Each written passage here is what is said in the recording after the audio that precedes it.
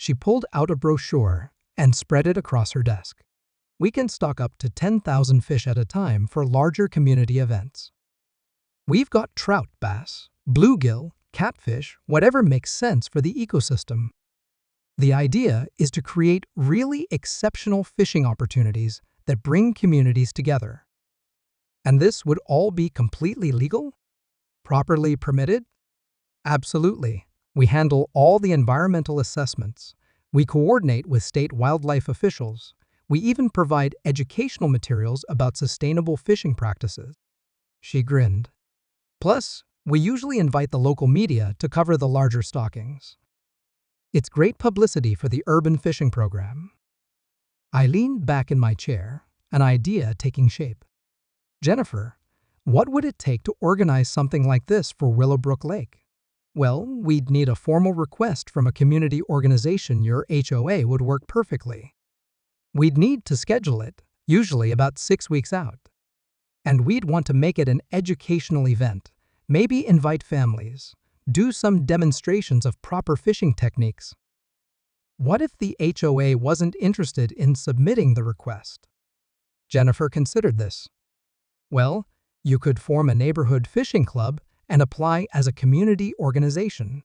As long as you have at least 10 residents as members and proper nonprofit status, we could work with you directly. That afternoon, I walked door to door through Willowbrook, talking to neighbors about Margaret's fishing ban and gauging interest in a community fishing club. The response was overwhelming. Mr. Peterson signed up immediately. Margaret's gone too far with this nonsense, he said. I may not fish myself, but I enjoy watching you out there. It's peaceful. The Martinez family was enthusiastic. Our kids have been asking why they can't see Mr. Johnson fishing anymore, Maria Martinez told me. They used to love watching you catch fish. Even residents who'd never shown interest in fishing were eager to join, partly out of love for the activity, and partly out of frustration with Margaret's increasingly authoritarian approach to HOA governance. By the end of the week, I had 37 members signed up for the Willowbrook Community Fishing Association, complete with bylaws, elected officers, and nonprofit paperwork filed with the state. But I wasn't ready to reveal my plans yet. I had a feeling Margaret was preparing another move in her campaign against me. I was right about Margaret's next move, but even I underestimated how far she was willing to go. The certified letter arrived on a Monday morning, thick with legal letterhead and signed by Harold Brennan, attorney at law. Margaret had hired a lawyer. The letter was a masterpiece of legal intimidation. It accused me of persistent violations of community covenants, harassment of HOA board members, and creating a hostile environment for other residents. It demanded that I cease and desist all fishing-related activities and warned that continued violations would result in legal action to protect the community's interests. The kicker was the final paragraph. Be advised that the Willowbrook Homeowners Association is prepared to place a lion on your property to recover unpaid fines and legal fees associated with your continued defiance of community regulations. A lion? Margaret was threatening to put a lion on my house over fishing. I read the letter 3 times, feeling my anger build with each reading. This was no longer about community standards or environmental protection. This was personal. Margaret had decided to destroy me financially because I wouldn't submit to her arbitrary authority. That evening, I called an emergency meeting of the Willowbrook Community Fishing Association. We gathered in my living room, 37 neighbors, united by frustration with Margaret's overreach and genuine affection for our community lake. She's lost her mind, said Chuck Morrison, who'd resigned from the HOA board in protest after Margaret's latest moves. A lion over fishing?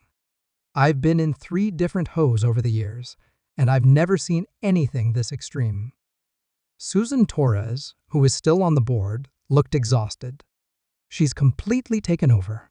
She schedules board meetings without notice, makes unilateral decisions, and when we object, she quotes some obscure procedural rule to shut us down. "What can we do legally?" asked Dave Kim. I smiled. "Actually, quite a lot. I've been working with the city on a project that I think will solve our problem permanently." I explained the Community Fishing Enhancement Program and showed them Jennifer Walsh's preliminary approval for a major stocking event at Willowbrook Lake. 10,000 fish? Mr. Peterson's eyes widened. "You're going to stock 10,000 fish in our lake?" "With full city approval, proper environmental permits, and media coverage," I confirmed. "It's completely legal, and it will establish once and for all that this lake is open for public fishing." Maria Martinez grinned. "Margaret is going to lose her mind." "That's the idea," I admitted. "But here's the beautiful part. We're going to do everything by the book. Every permit, every environmental assessment, every safety protocol. She can't complain that we're violating regulations because we'll be working directly with city officials." "When?" asked Chuck. "Saturday, August 15. Jennifer is coordinating with the State Wildlife Division to truck in the fish. We'll have city officials on site, educational demonstrations, family activities, the works." Susan Torres looked concerned. "Tom, you know she's not going to just accept this." "She'll try to stop it somehow." I nodded. "I'm counting on it, because every move she makes is just going to make her look more unreasonable." As the group broke up, I felt a satisfaction I hadn't experienced in months. Margaret wanted a fight about proper procedures and community regulations. She was about to get exactly what she asked for. But I had no idea that Margaret had already contacted the city, claiming our neighborhood had an invasive species problem that required immediate intervention. Margaret's next move came Wednesday morning in the form of a phone call from Jennifer Walsh. "Tom, I hate to do this, but I need to put a hold on the stalking event," Jennifer said, her voice tight with frustration. "I got a call from your HOA president yesterday, claiming that Willowbrook Lake has an invasive species contamination that could be spread by additional fish stocking." My stomach dropped. "Invasive species? What kind of invasive species?" "She's claiming there are Asian carp in the lake, which would make any stocking program impossible under state regulations. I have to send a team out to do a biological survey before we can proceed." I looked out my window at the peaceful lake, where a great blue heron was fishing in the shallows. "Jennifer, I've been fishing that lake for 15 years. I've never caught anything but bass, bluegill, and catfish. There are no Asian carp." "I believe you, but I have to follow protocol. The survey will take about 2 weeks, and if we don't find any invasive species, we can reschedule the stocking event." After hanging up, I stood in my kitchen, feeling a familiar rage building in my chest. Margaret had found another way to weaponize bureaucracy against me. She was using environmental regulations, the very regulations she claimed to care about, as tools of harassment. But this time, she'd made a mistake. I grabbed my phone and called Dr. Lisa Chen, a marine biologist at the State University whom I'd met during my research. We'd corresponded several times about the lake's ecosystem, and she'd offered to help if I needed expert consultation. "Dr. Chen, it's Tom Johnson from Willowbrook. I need your help with something urgent." An hour later, Dr. Chen arrived at my house with a graduate student and a collection of scientific equipment. She was a compact woman in her 50s, with sharp eyes and the no-nonsense manner of someone who spent her time dealing with facts rather than politics. "So someone's claiming you have Asian carp?" she asked, setting up her testing equipment near the dock. "That would be unusual for a retention pond in this area. My HOA president is trying to stop a city stocking program," I explained. "She's claiming invasive species contamination." Dr. Chen and her student spent 2 hours collecting water samples, photographing fish in the shallows, and conducting preliminary tests. The results were exactly what I'd expected. "No sign of any invasive species," Dr. Chen announced. "In fact, this is a remarkably healthy ecosystem for an urban retention pond. The fish populations are well balanced, the water quality is excellent, and the habitat diversity is impressive. She handed me a preliminary report on university letterhead. I'll have the full analysis done by tomorrow, but I can tell you right now that whoever claimed Asian carp contamination was either mistaken or, well, let's say they had other motivations. That evening, I hand-delivered Dr. Chen's preliminary report to Margaret's front door. I rang the doorbell and waited, watching through the frosted glass as she approached.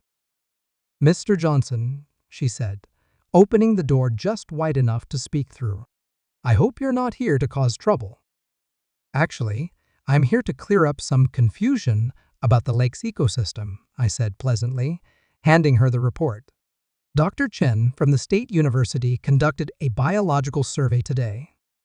Turns out there are no invasive species after all."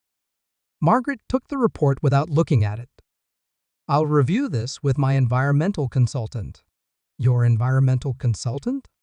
"I've retained expert advice on these matters," she said stiffly. "Just because one person claims there's no problem doesn't mean we should ignore potential risks." I stared at her. "Margaret, you filed a false report with the city claiming Asian carp contamination.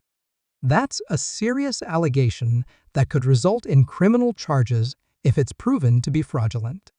Her composure cracked slightly. "I never claimed there were Asian carp. I simply expressed concerns about potential invasive species based on credible information." "What credible information?" She straightened her shoulders. "I don't have to explain my sources to you, Mr. Johnson. If you'll excuse me, I have a community to protect." She closed the door, but not before I saw something in her eyes that I hadn't seen before: fear. Margaret was starting to realize that her campaign of harassment might have legal consequences she hadn't considered. The next morning, I called Jennifer Walsh and emailed her Dr. Chen's full report. By afternoon, the city had cleared the stalking event to proceed as planned.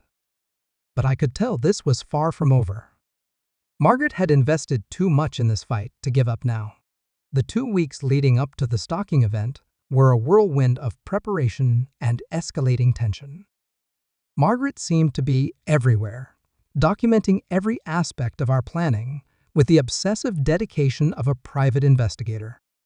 She attended the Willowbrook Community Fishing Association meetings, uninvited, taking notes, and occasionally objecting to our plans on various procedural grounds. When we organized volunteer committees for setup and coordination, she demanded copies of all permits and insurance documentation. She even called Jennifer Walsh multiple times, questioning the environmental impact assessments and requesting additional safety reviews. "She's trying to find any excuse to shut this down," Jennifer told me during one of our planning calls. "But everything we're doing is completely by the book. I've never had a community event with more thorough documentation." The media interest was building too. Jennifer had contacted the local newspaper about the stalking event, and reporter Mike Stevens from the Willowbrook Gazette had interviewed me about the community fishing program. When the article was published, it painted a picture of neighbors coming together to enhance their local fishing opportunities with only a brief mention of some initial regulatory questions that have since been resolved. Margaret was furious about the article. She called Mike Stevens and spent an hour trying to convince him that the stalking event was environmentally dangerous and potentially illegal. When that didn't work, she submitted a letter to the editor questioning the city's oversight of untrained volunteers handling wildlife resources. The letter backfired spectacularly. Instead of raising concerns about the event, it made Margaret look petty and obstructionist. Several neighbors wrote their own letters supporting the fishing program and praising the community cooperation it had generated. 3 days before the event, Margaret made her final play. I was reviewing equipment lists with Jennifer when my phone rang. The caller ID showed Harold Brennan's law firm. "Mr. Johnson, this is Harold Brennan. I represent the Willowbrook Homeowners Association. I'm calling to inform you that my client intends to seek an emergency injunction to prevent Saturday's fish stocking event. My heart sank. An injunction could shut everything down, even at this late stage. On what grounds? Multiple grounds. Violation of community covenants, failure to obtain proper HOA approval for use of common areas, potential environmental damage, and public safety concerns. I took a deep breath. Mr. Brennan, with respect, the lake isn't HOA property. We have all required permits, and city officials will be supervising the entire event. What's your client's real objection here? There was a pause. Mr. Johnson, I'll be frank with you. I've advised my client that this legal action is unlikely to succeed and will be expensive for the HOA. But she's insistent on proceeding. So you're telling me your own client is ignoring your legal advice? Another pause. I'm simply informing you of her intentions. The injunction hearing is scheduled for Friday afternoon. After hanging up, I immediately called my own attorney, Sarah Martinez, no relation to my neighbor Maria. Sarah was a real estate lawyer who'd helped me with my house purchase years ago, and she'd been following Margaret's harassment campaign with professional interest. Tom, I've been waiting for this call, Sarah said. I've already researched the relevant case law, and frankly, Margaret doesn't have a leg to stand on. The lake is municipal property. You have city permits, and the HOA can't override state fishing regulations. But can she delay the event with an injunction? She can try, but I doubt any judge will grant emergency relief for a permitted municipal activity based on HOA covenant violations. I'll be there Friday to represent you. Friday afternoon, I sat in Judge Patricia Wong's courtroom, watching Harold Brennan make Margaret's case for an emergency injunction. He did his professional best with weak material, arguing that the HOA had legitimate authority over community aesthetics and that the stocking event would set a dangerous precedent for ignoring covenant restrictions. Margaret sat in the front row, her portfolio open and organized, occasionally whispering additions to Brennan's arguments. She'd dressed for court in her most severe business suit, her silver hair pulled back so tightly it seemed to stretch her skin. When Sarah Martinez stood to respond, she was devastating in her calm, factual demolition of Margaret's position. Your Honor, this case is fundamentally about a neighborhood dispute that has spiraled into harassment and abuse of legal process. The defendant has valid permits from appropriate municipal authorities.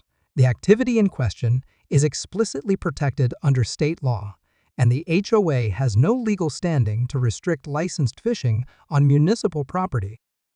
She presented Dr. Chen's environmental assessment, Jennifer Walsh's permit documentation, and a timeline of Margaret's escalating harassment, including the false invasive species report.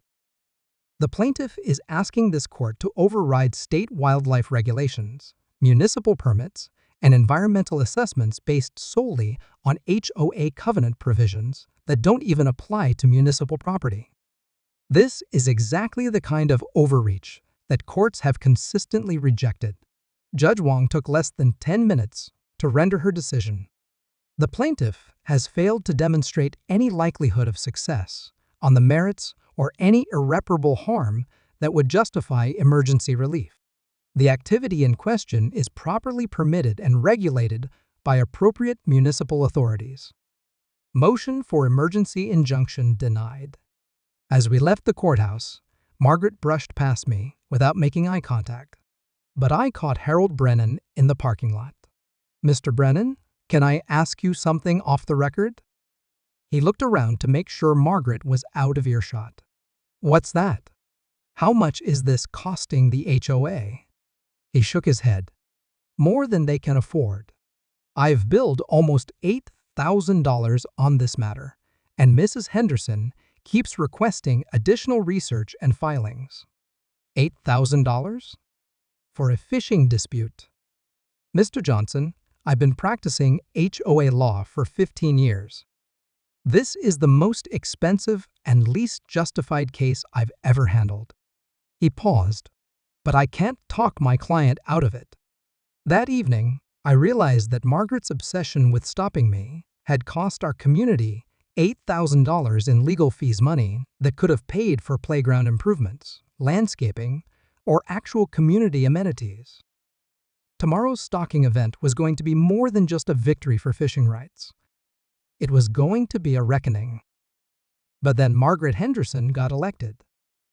Margaret was the kind of person who measured her grass with a ruler and kept a detailed log of her neighbors' infractions. She'd moved to Willowbrook 3 years ago from some upscale suburb in Connecticut, and she brought with her an arsenal of opinions about proper community standards and maintaining property values.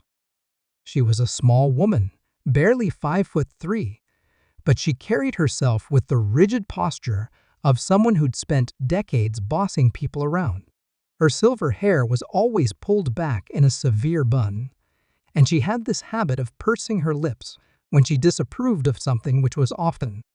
She wore pressed blazers even to casual neighborhood meetings and carried a leather portfolio filled with printed emails, municipal codes, and what I suspected were detailed files on every resident. The first sign of trouble came during her campaign for HOA president.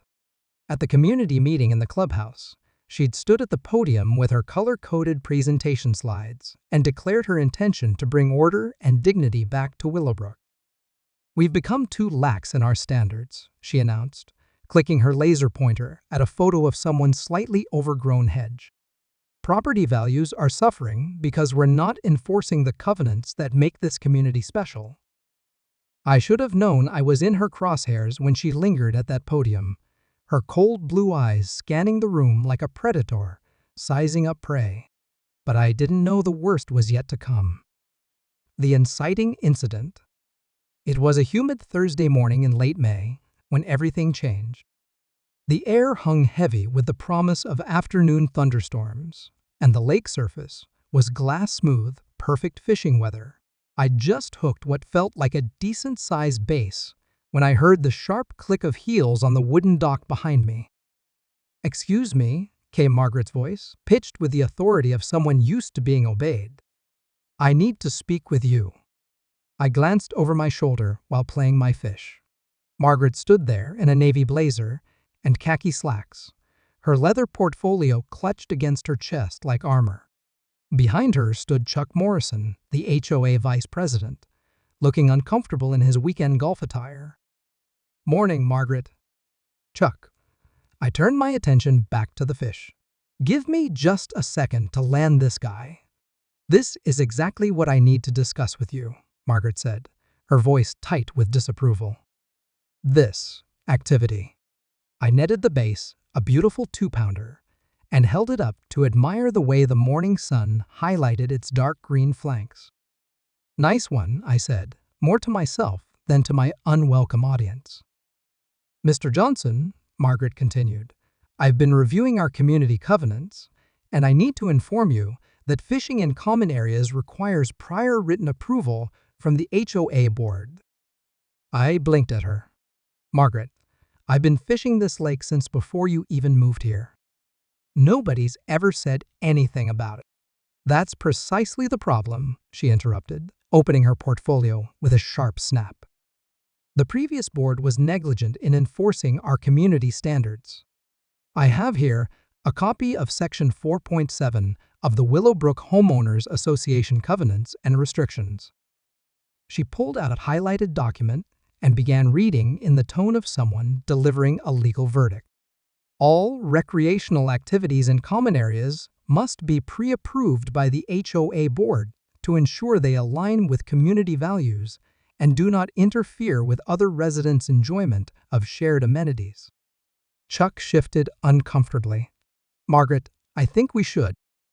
"Furthermore," she continued, ignoring him, Section 6.2 specifically prohibits any activities that could be considered extractive use of common resources without explicit board permission. I stared at her, my bass still flopping in the net. "Extractive use? You mean catching fish?" "Precisely." She smiled with the satisfaction of someone who just won a chess match.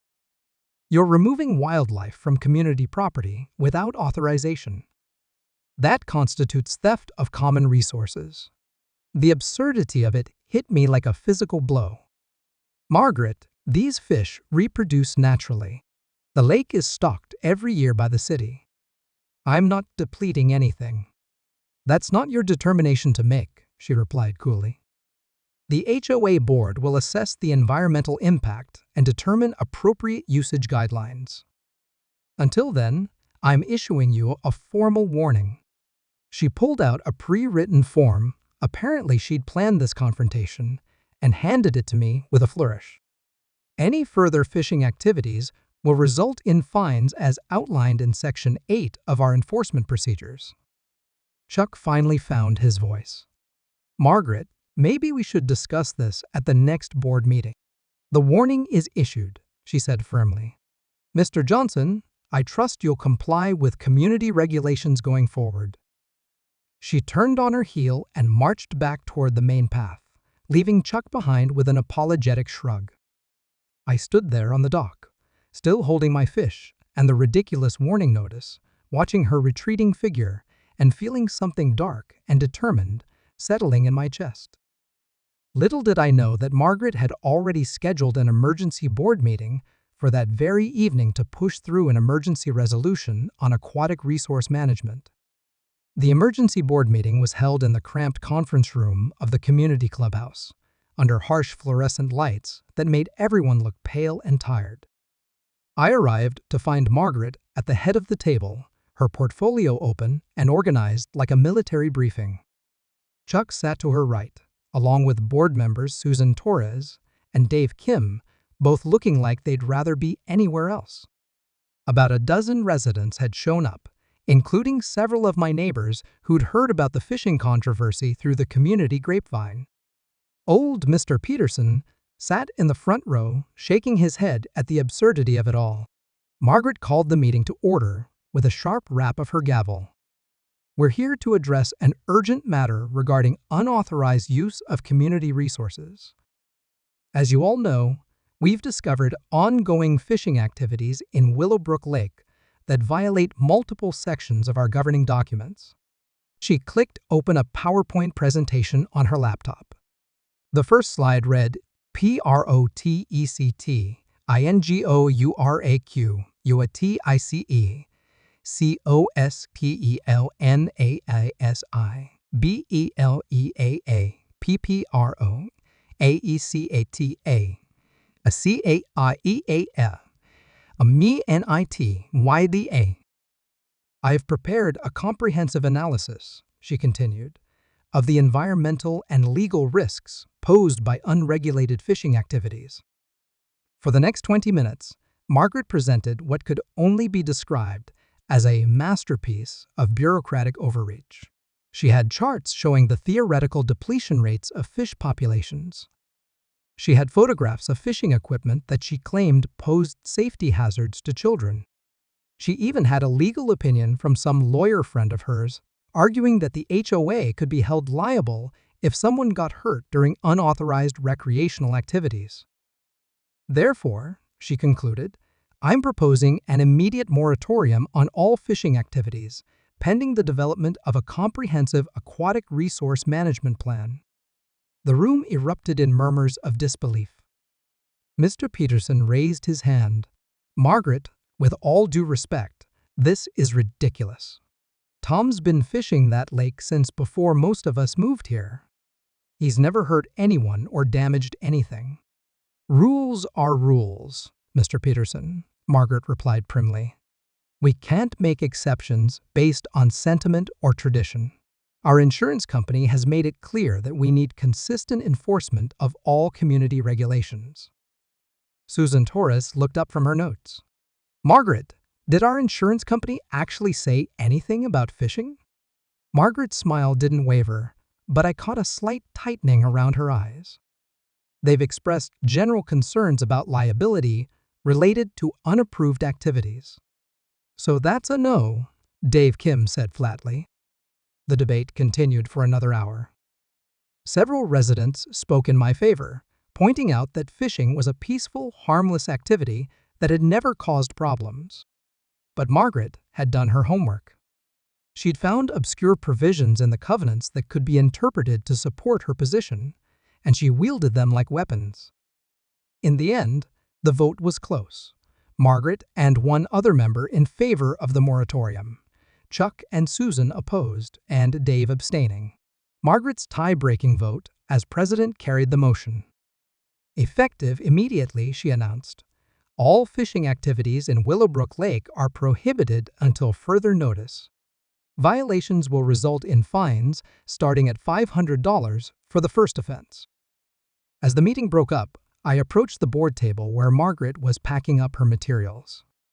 Margaret, this is going too far.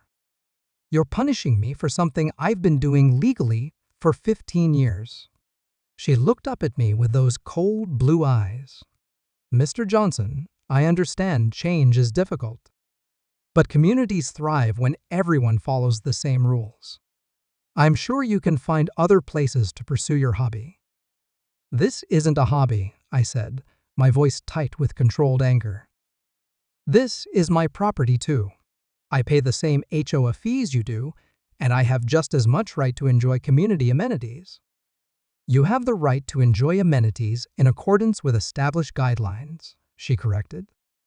If you don't like our rules, you're welcome to petition for changes through proper channels. She snapped her portfolio shut and stood up. Or you could consider finding a community that better suits your recreational preferences. As she walked away, I felt something shift inside me. This wasn't just about fishing anymore. This was about principle, about not letting petty tyrants run roughshod over people's rights, just because they could quote regulations. But I had no idea that Margaret was already drafting a letter to the city, claiming that unauthorized fishing was creating public health risks that required municipal intervention. 3 weeks later, I discovered just how far Margaret was willing to go. I was working in my garden when the doorbell rang, and I opened it to find Officer Rodriguez from the County Sheriff's Department standing on my porch with an official-looking document. Mr. Johnson, I have a citation for you regarding alleged illegal fishing activities. My blood ran cold. I'm sorry, what? Officer Rodriguez looked as uncomfortable as I felt. Ma'am, I got a complaint from your HOA president saying you've been fishing without proper permits. According to this report, you've been violating county regulations on aquatic resource harvesting. He handed me the citation. The fine was $750, and it accused me of harvesting fish from public waterways without appropriate licensing and environmental compliance. Officer, I have a valid state fishing license, I said, pulling out my wallet to show him. I've had one for 20 years. He examined the license and nodded. Yeah, that's what I figured. Look, between you and me, this whole thing seems like a neighborhood dispute that got blown out of proportion. But I had to respond to the complaint. What complaint, exactly? Officer Rodriguez consulted his notes. Your HOA president filed a report claiming you were violating municipal water quality standards and potentially introducing invasive species through illegal fishing practices. She provided extensive documentation. He showed me a thick folder of papers. I recognized Margaret's meticulous handwriting and color-coded filing system. She'd apparently spent hours documenting my fishing activities, complete with photographs taken from her living room window with a telephoto lens, timestamps, and what looked like a detailed analysis of potential environmental impact. This is insane, I muttered, flipping through the papers. She's been stalking me. The good news is that once I verify your license with the state, these charges should be dropped, Officer Rodriguez said. But I have to advise you that if there are ongoing disputes with your HOA, you might want to resolve them internally to avoid further complaints. After he left, I sat on my porch, staring at the citation and Margaret's surveillance file. The woman had taken photographs of me fishing from at least a dozen different angles. She'd documented the time I arrived, the time I left, what equipment I used, even what fish I caught. It was the work of someone who was either completely obsessed or completely unhinged. That evening, I walked over to the lake for the first time since the moratorium began. The water was still and peaceful in the fading light, but it felt different now, contaminated by Margaret's campaign of harassment. I stood on the dock, where I'd spent so many peaceful mornings, and felt a surge of anger so pure it surprised me. Margaret had escalated this beyond reason. She'd brought law enforcement into a neighborly dispute over something as innocent as fishing. She'd turned my hobby into a criminal matter and my morning ritual into a source of stress and legal jeopardy. As I stood there, I noticed something else. The lake looked different. The water was cloudier than usual, with a slight algae bloom near the shore. Without regular fishing to help manage the fish population, the ecosystem was already showing signs of imbalance. That's when the idea first occurred to me. Margaret wanted to protect the lake's aquatic resources.